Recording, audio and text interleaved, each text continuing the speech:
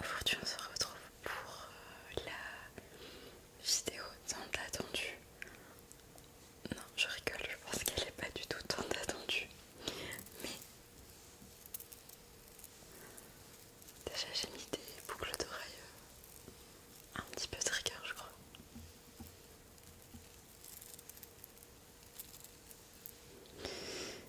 Mais c'est une vidéo dont je vous avais parlé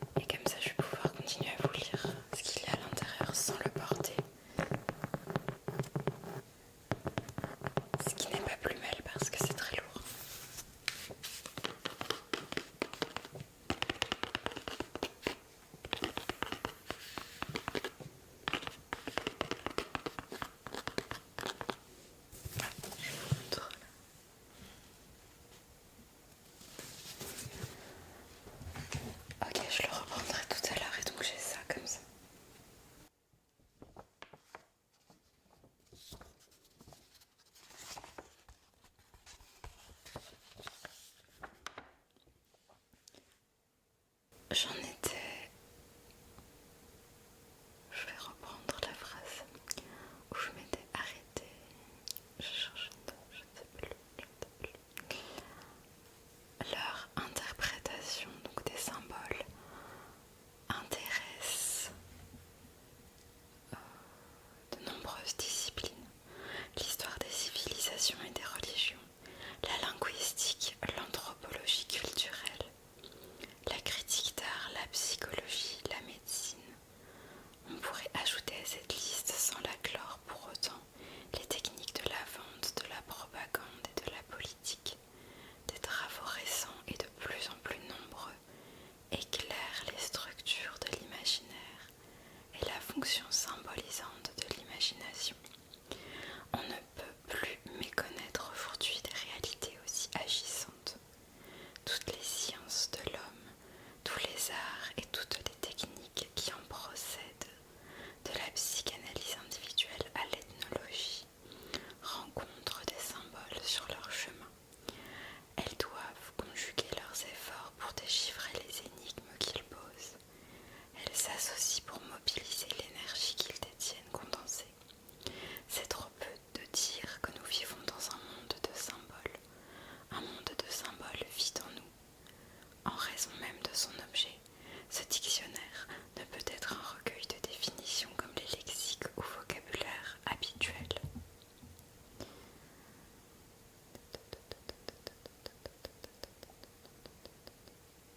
Car un symbole échappe à toute définition.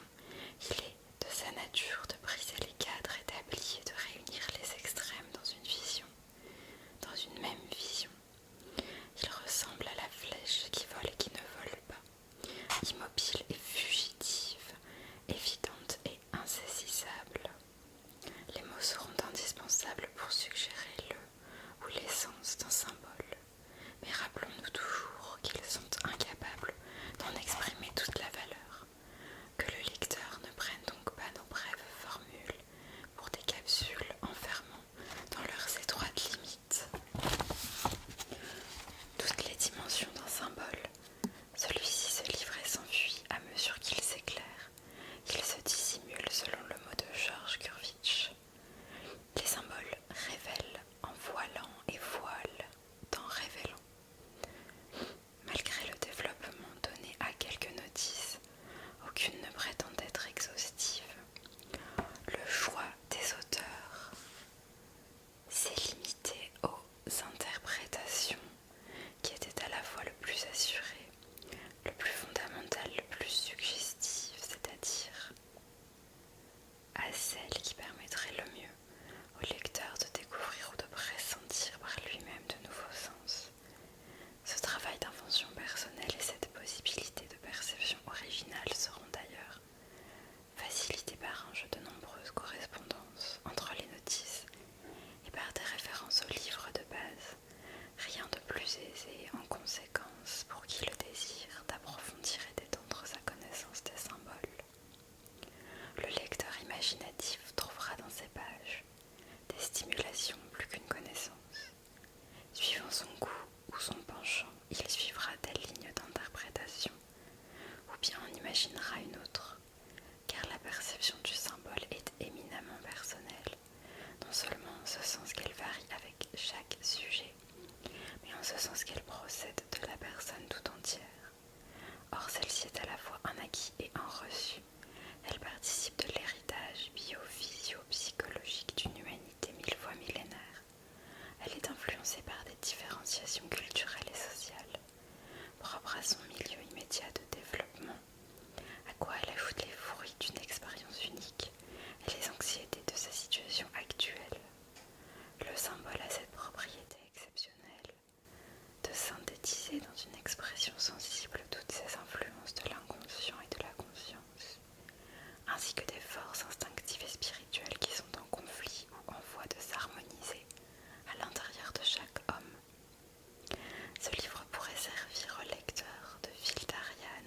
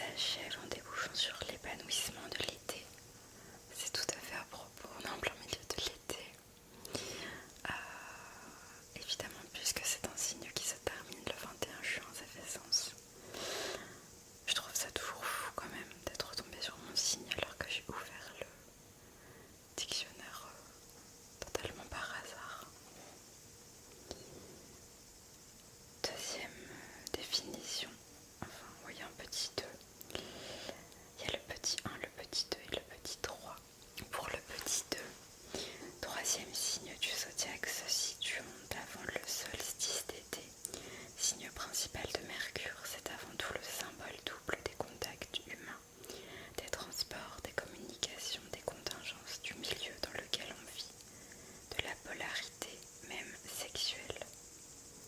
Certains zodiaques représentent ce signe, non par l'image habituelle de deux enfants se tenant la main, mais par un homme et une femme, et même, comme dans le zodiaque copte, par deux amants. Et petit 3. Après l'intense et le profond, voici le large. Après l'hyper-masculin et l'hyper-féminin, le duo masculin-féminin. Après le feu et la terre, l'air. L'air dans ce qu'il a de volatile, de léger, de mobile, de rapide. Deux effets enlacés représentent ce signe dit double, qui nous introduit dans le monde des contraintes polaires. Masculin-féminin, ténèbres-lumière, sujet-objet, intérieur-extérieur. C'est en quoi il est en affinité avec Mercure. Ce messager pourvu d'ailes, au pied, et portant en emblème le caducée. Dans le concert zodiacal, la partition du troisième signe s'assimilerait plutôt à l'égrainement en presto de l'arpège. Ça c'est très technique, je comprends pas tout. J'imagine que les musiciens peuvent saisir plus le sens. Ici, nous ne bénéficions plus de la coulée chaude des instants. L'esprit intervient dans le jeu de la personnalité qui compose en duo avec la sensibilité. La personnalité ne repose pas d'emblée sur le souffle naturel et la poussée libre de la vie animale, elle s'élabore au contraire à partir d'un mécanisme de défense contre la suprématie de l'affectivité. La vie sensible est tenue en respect, suspectée et raillée, circonscrite à la sphère d'un moi soucieux de vivre dans la commodité de la libre appartenance à soi. Il en découle un processus de cérébralisation qui donne, entre autres, le goût du jeu, l'agrément de l'exercice des idées et du commerce de l'esprit, l'envol de l'intelligence. L'être vit en somme sur un dédoublement intérieur. Une moitié de lui sent, agit, vit, pendant que l'autre la regarde agir, sentir et vivre, à la fois acteur et spectateur de soi-même, le spectateur tenant l'acteur sous son regard, narquois ou désabusé, et cela va de l'être de l'extrême adaptation à celui de l'extrême complexité. Et ils nous disent de voir le mot jumeau, forcément qui est en corrélation avec Gémeaux. Voilà pour la définition déjà d'un mot, c'est déjà énorme, plus l'introduction. Je vais essayer d'en lire un deuxième, il s'agit du mot génie, le génie qui est juste en dessous. Petit 1, sous divers noms et dans la plupart des traditions anciennes, un génie accompagne tout homme